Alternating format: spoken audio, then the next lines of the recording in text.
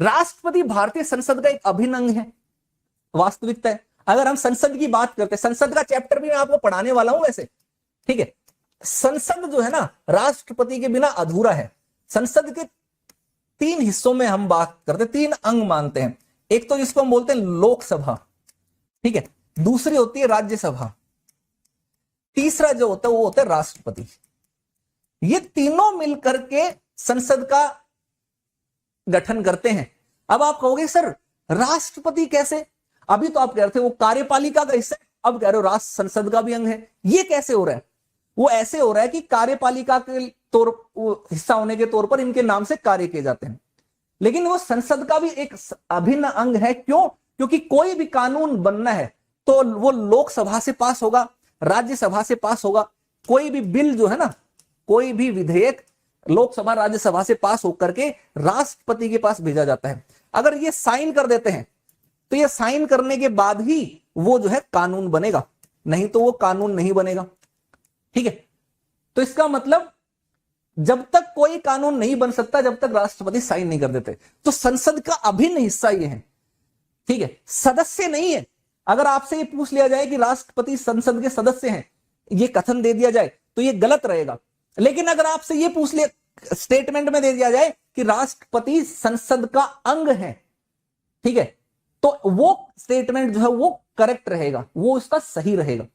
अंग में और सदस्य होने में डिफरेंस है, ये आपको पता चलना चाहिए, ठीक है जी। तो एक तो संसद के अभिन्न अंग हैं, ये हो गया। अब आगे पे चलते हैं।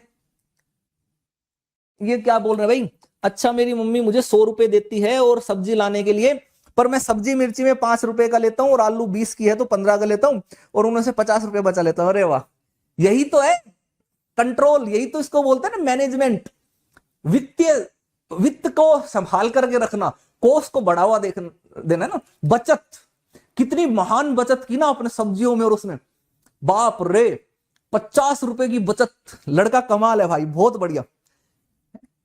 अब ऐसा नहीं है कि तुम ही करते थे, सब करते थे, और कहीं से तो पैसे मिलते नहीं थे, हमें भी ऐसे तो पैसे कहीं से मिलते नहीं थे।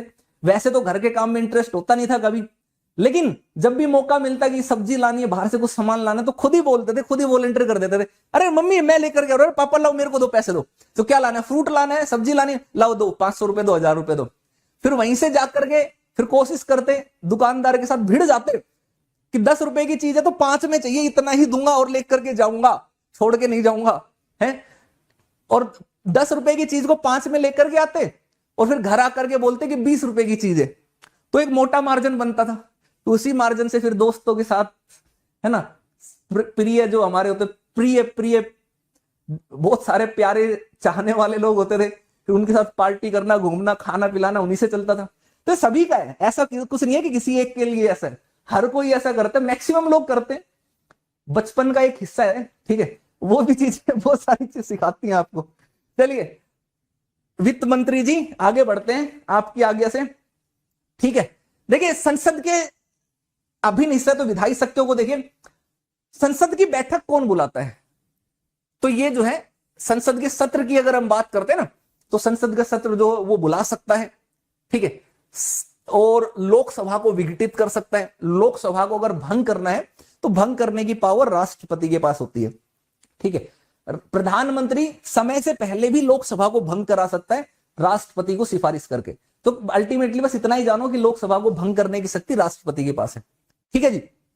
बाकी इससे संबंधित जो मुद्दे हैं, इश्यूज हैं, उनको मैंने मेंस वाली क्लास में डिस्कस कर लिया। आप यूट्यूब पर जाकर के सर्च करना, line by line M Laxmikant, मिल जाएगी। अब इसके साथ साथ संयुक्त अधिवेशन का आह्वान करता है। भारत में लोकसभा और राज्यसभा दोनों से कोई विधेयक पास होना जरूरी है। देखिए कोई भी कानून कब बनेगा, जब लोकसभा और राज्यसभा दोनों से विधेयक पास होकर के राष्ट्रपति के पास जाए। अब मान लेते हैं कि लोकसभा ने एक कानून को पास, एक बिल को पास किया और राज्यसभा ने उस बिल को खारिज कर दिया। एक उदाहरण के तौर पर ले लेते हैं, सिविल सेवा में हिंदी माध्यम के लिए 50% आरक्षण, ये एक विधेयक लाया गया लोकसभा में। हिंदी माध्यम को सिविल सेवा में 50% का आरक्षण, ये एक बिल, एक विधेयक लाया गया लोकसभा में, लोकसभा ने पास कर दिया। अब वो विधेयक गया राज्यों में, राज्यसभा में, राज्यसभा ने इसको खारिज कर दिया। तो ऐसे में क्या होगा, दोनों के बीच में टकरार होगी, तकरार होगी। अब तकरार होगी, टकराव होगा तो उसको समझाने के लिए भी कोई होगा। जैसे आपकी भी किसी के साथ तकरार, आपके लड़ाई झगड़ा होता है तो सुलझाने के लिए, समझाने के लिए, बीच बिचौलिया कराने के लिए कोई आते हैं ना, वो मामला सुलझा देते हैं। तो ऐसे ही इस मामले को सुलझाने के लिए क्या की जाती है, संयुक्त बैठक की जाती है, ज्वाइंट सिटिंग की जाती है। और ये संयुक्त बैठक जो है ना, इसका प्रावधान संविधान के आर्टिकल 108 में दिया गया है। ठीक है, इस संयुक्त बैठक की अध्यक्षता जो है वो स्पीकर करते हैं लोकसभा के। स्पीकर नहीं होंगे तो डिप्टी स्पीकर करेंगे, डिप्टी स्पीकर नहीं होंगे तो जो राज्यसभा के जो डिप्टी चेयरपर्सन है वो करेंगे। ठीक, अब मुद्दा यह है कि ये बैठक बुलाएगा कौन, और इस बैठक के जो रूल रेगुलेशन है, नियम है, वो कौन निर्धारित करेगा। तो ये सारे के सारे काम जो है ये निर्धारित करते हैं राष्ट्रपति। ये पावर होती है प्रेसिडेंट के पास। संयुक्त बैठक राष्ट्रपति बुलाएंगे, नियमों का निर्धारण भी वही करेंगे। ठीक है, आर्टिकल 118 118 इसके अंदर संयुक्त बैठक से संबंधित नियम बनाने के जो प्रावधान है वो दिए गए हैं कि राष्ट्रपति लोकसभा के स्पीकर और राज्यसभा के सभापति इनसे बात करके, इनसे कंसल्ट करके संयुक्त बैठक के नियम बना सकता है। ठीक है, तो अब संसद में आप देखो, संयुक्त संसद का सत्र बुलाने तो ये बुला रहे। ठीक है, विघटित करने हैं लोकसभा को, राष्ट्रपति कर रहा है। इनके बीच में डेडलॉक है, आपस में मतभेद है, समस्या को सुलझाने के लिए कोई संयुक्त वो बुलाना है, संयुक्त बैठक करानी है, वो भी राष्ट्रपति कर रहा है। तो देखो राष्ट्रपति का बहुत है।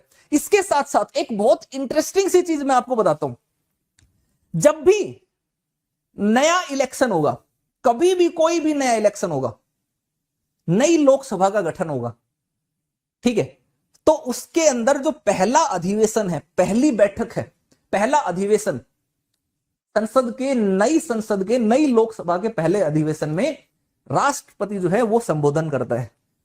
ठीक है, वो राष्ट्रपति वो संबोधित करता है। यही नहीं, रुको जरा, कहते हैं ना, रुको जरा, सब्र करो, रुको जरा।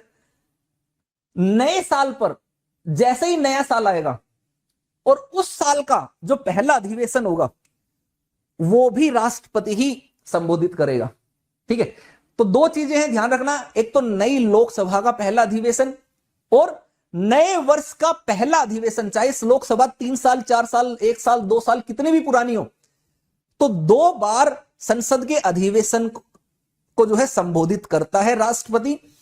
एक बार तो जब नई सरकार बनकर के आती है, नई लोकसभा बनकर के आती है तब, और एक हर वर्ष जो है जब भी पहली बैठक होगी तब। अगले पर चलते हैं। अगर लोकसभा के अध्यक्ष और उपाध्यक्ष दोनों की पोस्ट खाली है तो लोकसभा के किसी भी सदस्य को सदन का अध्यक्षता सौंप सकता है। संसद वाले चैप्टर में इस पर डिस्कस करेंगे। ठीक है, कई बार क्या होता है कि भाई लोकसभा के अध्यक्ष बीमार हो गए या पोस्ट खाली है, अभी कुछ प्रॉब्लम हो गई, त्याग पत्र दे दिया, उपाध्यक्ष हैं वो भी बीमार हो गए या उनकी पोस्ट भी खाली है, तो वैसे में लोकसभा की कार्यवाही चल रही है, बैठक चल रही है, तो उसको संभालने के लिए एक पीठासीन अधिकारी तो चाहिए ना। बिना पीठासीन अधिकारी की कंट्रोल कैसे होगा, चीजें की प्रोसीडिंग्स आगे कैसे बढ़ेंगी। तो ऐसे में राष्ट्रपति के पास पावर है कि इन दोनों की अनुपस्थिति में, अगर इन दोनों की पोस्ट, इन दोनों का पद खाली हो, ध्यान रखना खाली हो, तो जो है वो किसी भी व्यक्ति को लोकसभा के उसको स्पीकर, पीठासीन अधिकारी की शक्तियां, भूमिका प्रदान करने के लिए कह सकता है, पावर इसके पास ये है, अध्यक्षता सौंप सकता है। ठीक है जी।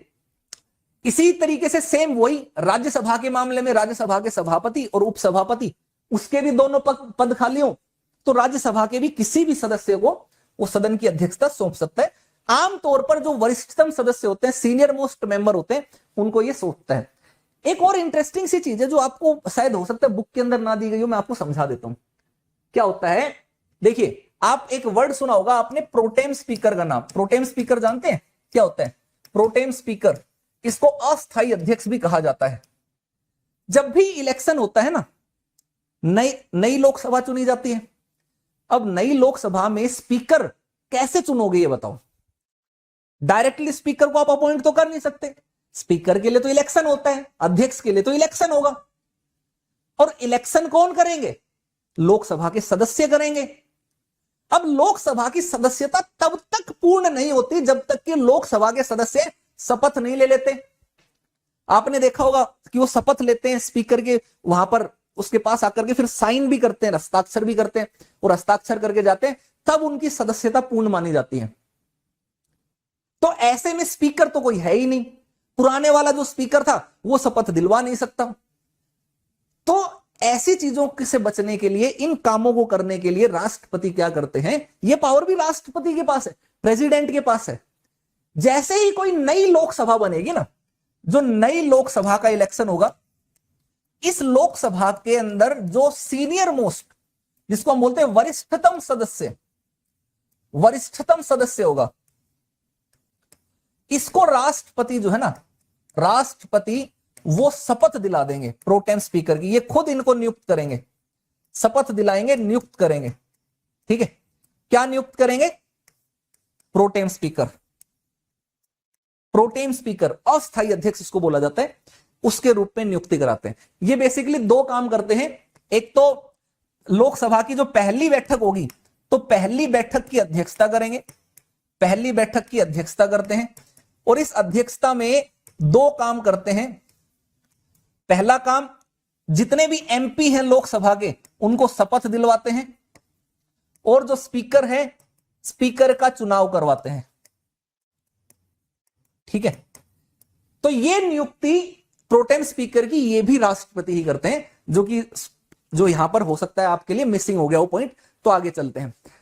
लोकसभा राज्यसभा के मामले में देख लिया, अगर उनके अध्यक्ष उपाध्यक्ष दोनों की पोस्ट खाली है, तो उन सदनों के किसी भी व्यक्ति को, किसी भी सदस्य को वो नियुक्त कर सकते हैं अध्यक्ष के रूप में या स्पीकर के रूप में। ठीक है, अब एक बहुत इंपॉर्टेंट सी चीज आपको जाननी है, इनके पास अपॉइंटमेंट राज्यसभा के अंदर साहित्य, विज्ञान, कला, समाज सेवा से जुड़े या जानकार व्यक्तियों में से 12 सदस्यों को वो राज्यसभा के लिए नामांकित कर सकते हैं।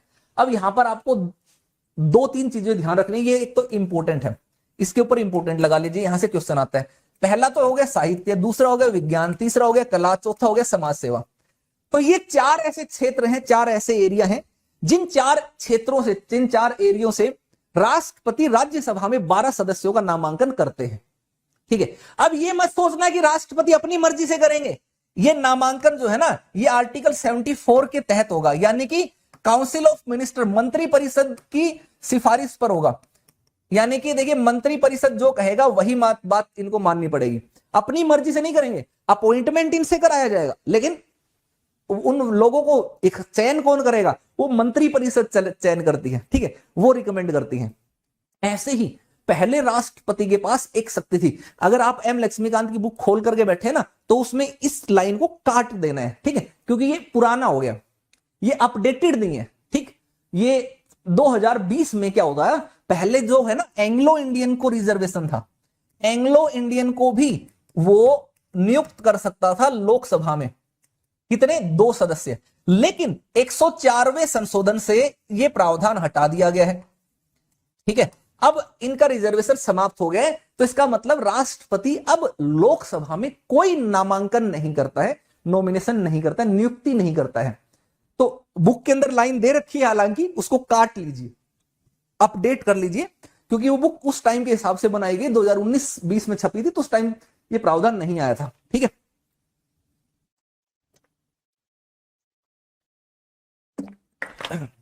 हालांकि आप में से बहुत सारे दोस्त कह भी सकते हैं कि सर ये 7th का संशोधित संस्करण जो एकदम रिवाइज्ड एडिशन आया है, सर ये तो लेटेस्ट आया है, 6वां संशोधित संस्करण तो 2021 में आया है ना, 2021 या 2022 में आया है ना, तो 2022 में आया, लेकिन इस अपडेट को सुधारा नहीं गया, तो एक बाई मिस्टेक ऐसी चीजें हो जाती है, तो इस गलती को करेक्ट कर लेना बुक में से। अब हर बार हर चीज जो बुक के अंदर लिखी है वो सही नहीं होती है। कभी आपको लगे कि बुक के अंदर लिखा है वो तो पत्थर की लकीर है, कई सारे लोग लड़ने लग जाते हैं इस चीज को लेकर के, सर आप यहां पर कुछ पढ़ा रहे हो, बुक में तो कुछ और लिखा है ना, सर हम तो बुक की बात मानेंगे। भाई हर चीज बुक में सही नहीं होती, कई बार मिस प्रिंट हो जाता है, कई बार अपडेट नहीं होता है, चीजें पुरानी हो जाती है, उसी पुरानी बुक को बार बार रीप्रिंट कर दिया जाता है। ठीक है, तो उसका मतलब ये नहीं है कि वो, तो ऐसे में चीजें बदल भी जाती हैं, समय के साथ बदलाव आता है ना। गाने ना, मौसम की तरह तुम भी बदल तो ना जाओगे जी, आपके मन में बहुत चलता है ये दुनिया, ये गाना कि मौसम की तरह बदल तो ना जाओगे, दुनिया बदलती है, मौसम बदलते हैं, इस तरीके के। तो समय के साथ पॉलिटी भी बदलती है, पॉलिटी भी ऐसे ही है, इसमें भी थोड़ा थोड़ा बदलाव आता है, मौसम की तरह बदलाव। मौसम की तरह बदलाव मतलब जब नई सरकारें बनती हैं, कोई और प्रोपेगेंडा, नए मुद्दों के साथ सरकार आती है, तो वो बहुत सारी चीजों में बदलाव लाती है। तो ये वाला बदलाव था, इसको करेक्ट कर लेना बुक के अंदर, कभी गलत ना कर लेना।